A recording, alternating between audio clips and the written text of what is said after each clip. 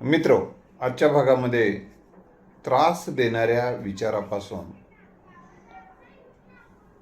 मुक्त कसं राहता येते, त्रास देणाऱ्या विचारांचा त्रास कसा कमी करता येते या संदर्भामध्ये आपण चर्चा करतो. आता पहिल्यांदा, खरंच विचार त्रास देतात का हे स्वतःला विचारा. आणि तुमचं मन म्हणायला लागते हो, विचार त्रास देतात. आपण एक लक्षात ठेवलं पाहिजे, एखादा विचार मनातून उदयाला आला, विमान दिसलं की आपल्या मनामध्ये विचार येतो, वाह छान आहे, किती उंच आहे, हे कोणाचं असेल, वगैरे वगैरे. हे विचार त्रास देतात का? नाही. जेव्हा आपल्याला विमान दिसल्याबरोबर ते विमान आपल्याला मिळत नाही आणि ते मिळायलाच पाहिजे,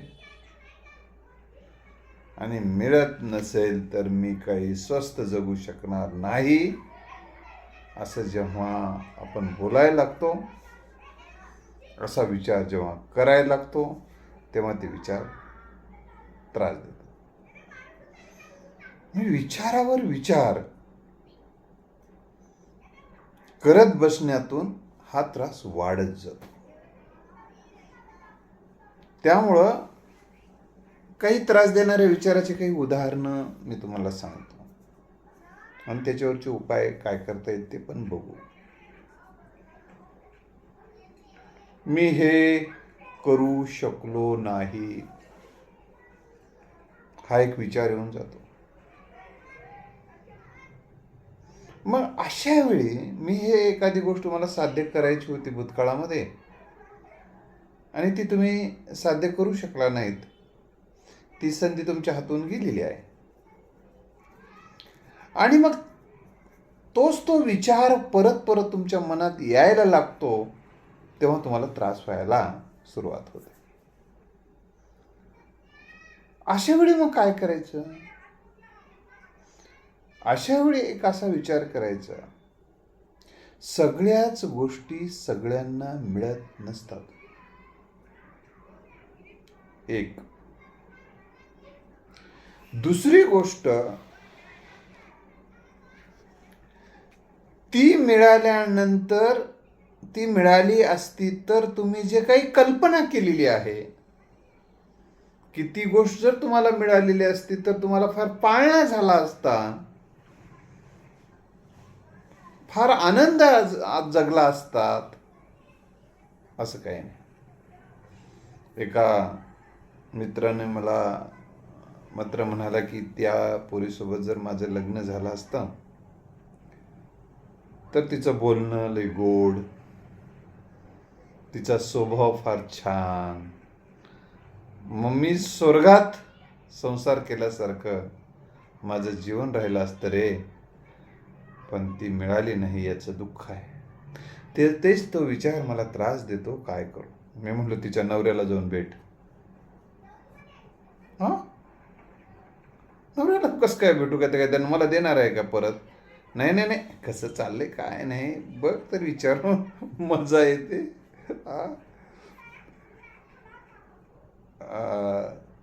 मग त्याने 4-8 दिवसाला भेटला, मग कसं काय रे, काय काही खुश दिसला थोडा. मग म्हटलं कसं काय खुश आज? तू म्हणल्याप्रमाणे मी थोडी माहिती काढली, म्हणला दिल्या घरी ती कशी आहे म्हणून. रोज भांडणं, तलाक चालू आहे म्हणलं आता सध्या. रोजच किरकिरे आणि रोजच धूरच धूर. मग आता कसं वाटत? बरं झालं बाबा, झालं नाही तेच बरं झालं. असं का वाटायला लागलं? अजून एक गोष्ट झाली म्हणला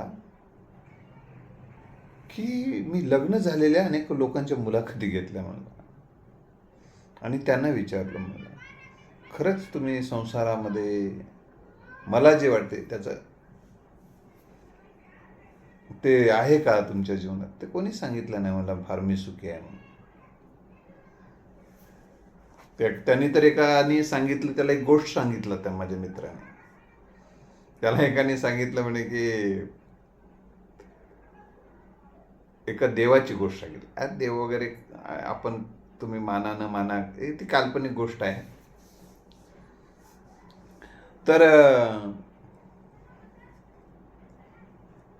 देवाकडे एक भक्त गेला म्हणे आणि म्हणाला म्हणे, देवा न भांडणारी बायको दे.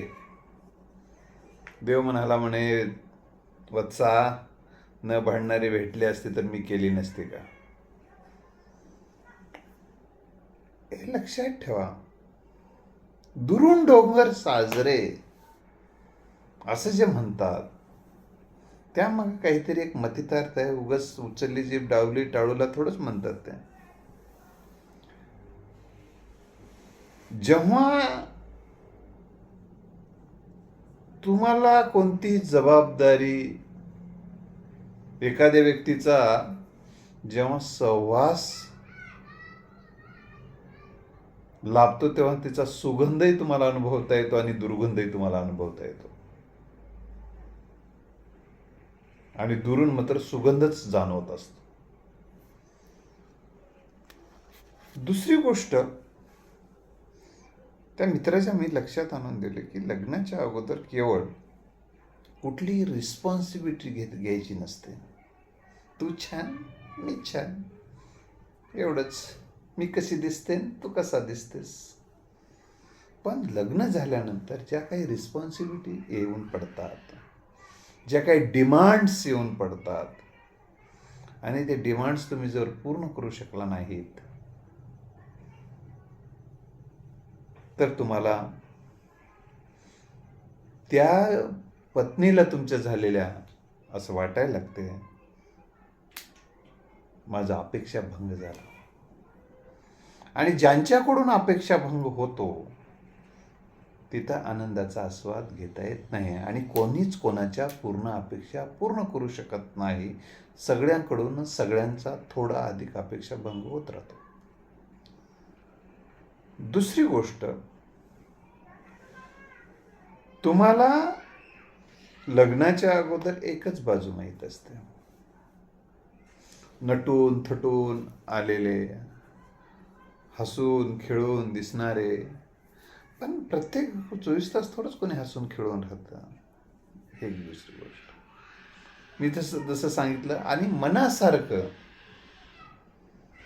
लग्नाच्या अगोदर तुम्ही बोलत असता.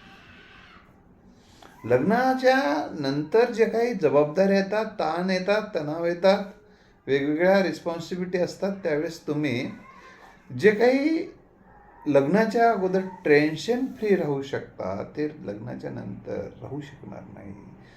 तो ताण तुम्ही तुमच्या पत्नीवर काढत असता किंवा कशावर तरी काढत असता. आणि चिडलेलं किडलेलं व्यक्तिमत्व कोणाला आवडत नसते. हाही एक त्याच्यातला भाग असतो. आणि सहवासाने एखादी गोष्ट आस्वाद घेतल्यानंतर त्या गोष्टीचं महत्त्व जे वाटत होतं पूर्वी आस्वादण्याबद्दल ती वाटत नसते. उपभोग जितका घेत जाल त्या गोष्टीचं महत्त्व कमी व्हायला लागतं. इंटरेस्ट कमी व्हायला जातो. आणि जेव्हा इंटरेस्ट कमी होतो तेव्हा तेवढासा आनंद वाटत नाही. तर मी सांगत होतो की आणखीन काही विचार, मी हे करू शकलो नाही असं जे वाटते, करू शकला असतास तर फार काही दिवे लावला नसतास असा विचार तुमच्या मनाला सांगा. आणि काही काही गोष्टी अशा आहेत की मी आता ह्या गोष्टी मिळू शकत नाहीत. सध्या वर्तमान, भूतकाळ सोडा. मी ह्या गोष्टी सध्या म्हणजे वर्तमानातलं बोलतोय, मी ह्या सध्या गोष्टी मिळू शकत नाहीत. मला ती गोष्ट साध्य होत नाही, ती व्यक्ती साध्य होत नाही, ती वस्तू साध्य होत नाही, ती या वास्तू साध्य होत नाही, ते अमुक हे मिळत नाही, ते मला मला मला मला मला मला मला हे जे मला मला आहे ना, ते तुमच्या हा जो विचार मला हे मिळायला पाहिजे, मला ते मिळायला पाहिजे, हे जे ते मिळायला पाहिजे, हे मलाच मिळायला पाहिजे, हे जो विचार आहे, स्वार्थी विचार, तुम्हाला कधीच सुखी होऊ देत नाही. दिसलेली बाई मलाच पाहिजे, दिसलेली छान वास्तू मलाच पाहिजे, जे काही दिसलं चांगलं ते मलाच पाहिजे, मिळायला पाहिजे होतं. छान आहे असं वाटणं वेगळी गोष्ट, पण ते मलाच मिळायला पाहिजे. अरे मला मिळत नाही म्हणून दुःखी होत असेल तर पावलं पावले दुःखी होणार आहात. ही गोष्ट तुम्ही लक्षात ठेवा.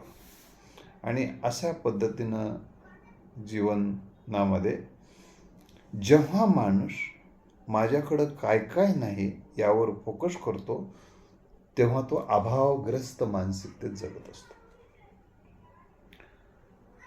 आणि कोरडी तळमळ माणसाला कधीच आनंदी करत नाही. दुसरी महत्वाची गोष्ट म्हणजे जेव्हा नाही त्या गोष्टीवर लक्ष केंद्रित होते, तेव्हा आहे ती गोष्टीकडे दुर्लक्ष होते. मग जिकडे तिकडे उन्हाळाच उन्हाळा. म्हणून आयुष्यामध्ये जे आहे त्याच्याविषयी कृतज्ञता, आहे त्याच्याविषयीचा आनंद, आणि जे काही नाही आणि गरजेचं आहे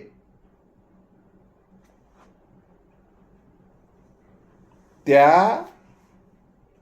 एका व्यक्ती म्हणला की सर मला एकच मजली इमारत आहे म्हणला. मग काय बघा म्हणला, लोकांच्या 3-3 मजली इमारत आहे.